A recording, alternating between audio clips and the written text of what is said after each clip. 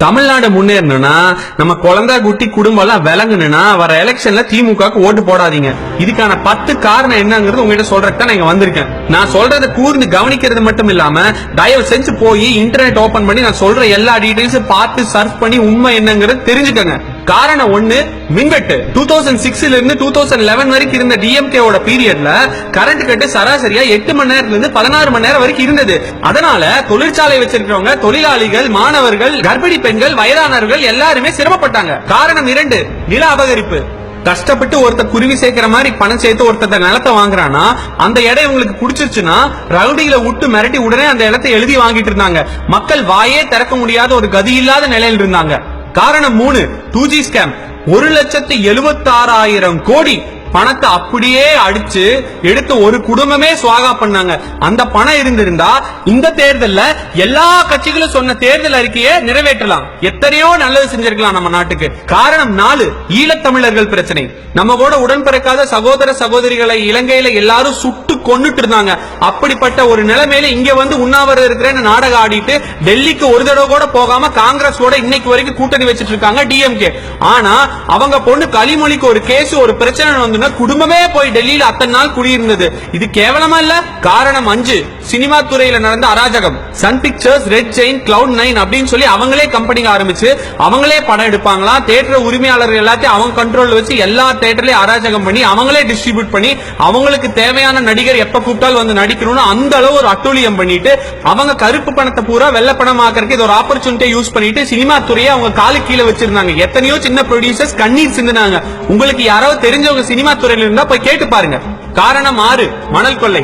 தமிழ்நாட்டில் இருக்கிற எல்லா ஆற்று மணலையும் கொள்ளை எடுத்ததுக்கு முக்கியமான காரணம் கருணாநிதியோட 3வது மனைவி ராஜாத்தி அம்மாளும் அவங்க பொண்ணு கலிமொழியும் தான். சிஐடி காலனியும் ஆழ்வார்பேட்டை ராயல் என்டர்பிரைசஸையும் தலைமை செயலகமாவே மாத்திட்டாங்க. அந்த ஆபீஸ்ல ஆற்று மணல் கொள்ளைக்காக அவங்க அடிச்ச அட்டூழியம் கொஞ்சம் இல்ல நஞ்சம் இல்ல. காரணம் 7, கேபிள் டிவி. விஞ்ஞான ஊழல்ல கருணாநிதி தான் சிறந்த ஆள்னு சர்க்காரியா கமிஷன் காலத்திலிருந்து எல்லாத்துக்குமே தெரியும். ஆனா இப்பவும் மறுபடியும் தமிழக மக்கள் எல்லாத்துக்கும் இலவசமா ஒரு டிவி கொடுக்கறங்கிற பேர்ல கொடுத்துட்டு சுமங்கலி கேபிள் விஷன் வச்சு எல்லாத்துக்கும் ஒரு கேபிள் கனெக்ஷன் கொடுத்து வட்டி வசூல் பண்ற மாதிரி ஒவ்வொரு குடும்பத்திலையும் ஒவ்வொருத்தரும் கஷ்டப்பட்டு சம்பாதிக்கிற காசை மாசம் மாசம் மாசம் மாசம் ரத்தத்தை உறிஞ்சுற மாதிரி உறிஞ்சி எடுத்து ஒரு குடும்பமே சாப்பிட்டதே அதை மறக்கவா முடியுங்கனால.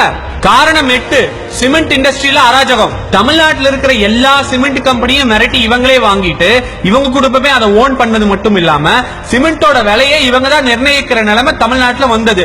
ஒரு ஏழை எளியவங்களோ நடுத்தர மக்களோ வீடே கட்ட முடியாம கைய கசக்கிட்டு கண்ணை கசக்கிட்டு நிக்கிற நிலைமை தமிழ்நாட்டில் 2006 இருந்து 2011 வரைக்கும் இருந்தது. காரணம் 9, குடும்ப அரசியல். இவங்க குடும்பத்தில் இருக்கிற பாட்டி, பேத்தி, பேரன், சித்தப்பா, பெரியப்பா, அம்மா, அப்பா, சொந்தக்காரன், தெரிஞ்சவன், தெரியாதவன் அத்தனை பேரையும் வச்சு தமிழ்நாடுல அரசியல ஒரு பிசினஸா நடத்தின ஒரே குடும்பம்னா திமுக குடும்பம் தான்.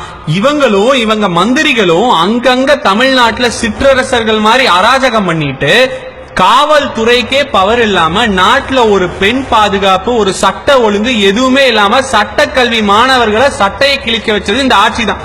காரணம் 10, சொத்து குவிப்பு. காசே இல்லாம தமிழ்நாட்டுக்கு வந்தேன்னு சொன்ன கருணாநிதியும் கருணாநிதியோட குடும்பமும் $30 பில்லியன் சொத்து வச்சு உலக பணக்காரர்கள் பட்டியல்ல டாப் 300வது இடத்துக்குள்ளேயும் இந்தியாவில் இருக்கும் பணக்காரர்கள் பட்டியல்ல டாப் 10வது இடத்துக்குள்ளேயும் இருக்காங்கிறது ஆச்சரியத்துக்குரிய விஷயமா இருக்கு. கனிமொழியோட வீடு 30 கோடி, ஸ்டாலினோட வீடு 50 கோடி, கருணாநிதியோட வீடு 40 கோடி, தயாநிதி, உதயநிதி ஒவ்வொருத்தரும் நிதிகளை பேர்ல வச்சுட்டு 100 கோடிக்கு வீட்டையும் கட்டிட்டு கோடி கோடி கோடியா சொத்தையும் சேர்த்துக்கிட்டு தமிழ்நாட்டு மக்களுக்கு ஒரு பட்ட நாமத்தை போட்டு தெருக்கோடியில நிறுத்தினீங்களே, இது நியாயமா? கேட்டீங்கல்ல, போதுங்க.